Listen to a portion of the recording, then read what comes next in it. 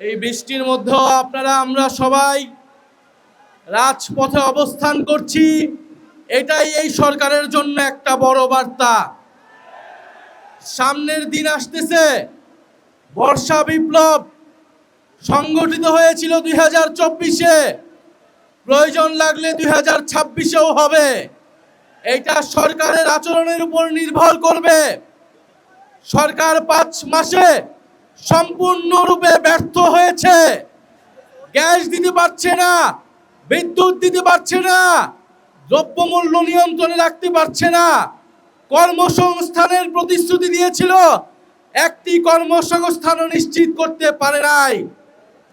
অন্যদিকে আমরা দেখছি বিশ্ববিদ্যালয়গুলোতে, ক্যাম্পাসগুলোতে সরকার দলের নতুন ক্ষমতাসীন ছাত্র সংগঠন, ছাত্র দলের সন্ত্রাসীরা, বিরোধী দলের যারা ছাত্র নেতা রয়েছে, ছাত্র শিবির, ছাত্র সংসদ এবং ছাত্র শক্তির নেতৃবৃন্দদের উপরে নির্বিচারে হামলা করছে। তারা পুরনো ছাত্রলীগের জায়গা দখল করে ক্যাম্পাস দখলের পায়তারা করছে। আমরা বলবো, জুলাই গণ অভ্যুত্থানের জুলাই যোদ্ধারা এখনো ক্যাম্পাসগুলোতে রয়েছে। কোনোভাবেই ক্যাম্পাসের দখলদারিত্ব কোনো ক্ষমতাসীন ছাত্র সংগঠনকে আপনারা দেবেন না। আপনাদের রক্ত ঝরছে, বাংলাদেশের মানুষ এটা দেখছে, বাংলাদেশের জনগণ আপনাদের সাথে আছে। এবং ঢাকা শহরের মানুষকে বলবো, আমরা দেখছি রাস্তাঘাটে মহিলারা মিছিল করছে, হাড়ি পাতিল নিয়ে মিছিল করছে, হারিকেন নিয়ে মানুষ নেমে আসছে। কারণ গ্যাস নাই এবং বিদ্যুতের বিল অপ্রয়োজনীয়ভাবে ভুতুরে বিল দিচ্ছে ঢাকা শহরের মানুষের উপরে। এই যে নির্মম অত্যাচার এই সরকার শুরু করেছে, আমরা জানতাম এই অত্যাচার করবে। কারণ গণভোটের গণরায় যেই সরকার মানে না, জনগণের কোনো দাবি দেওয়া এই সরকার পূরণ করবে না।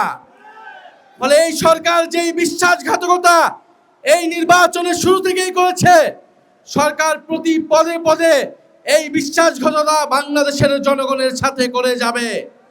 কিন্তু আমরা বাংলাদেশের জনগণ এই সরকারকে কোনোভাবেই এই ধরনের আচরণ করতে দেব না।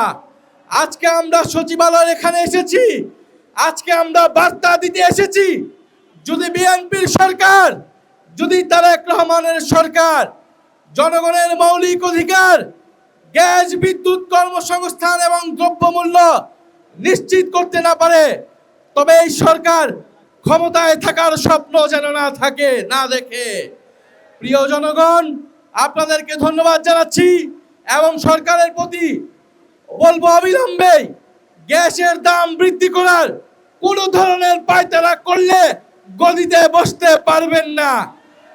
আপনারা দফায় দফায় 5 মাসে সিলিন্ডারের দাম বৃদ্ধি করেছেন, বিদ্যুতের দাম বৃদ্ধি করেছেন, জ্বালানির দাম বৃদ্ধি করেছেন, এখন গ্যাসের দাম বৃদ্ধি করার পায়তারা করছেন। এই পায়তারা অবিলম্বে বন্ধ করতে হবে।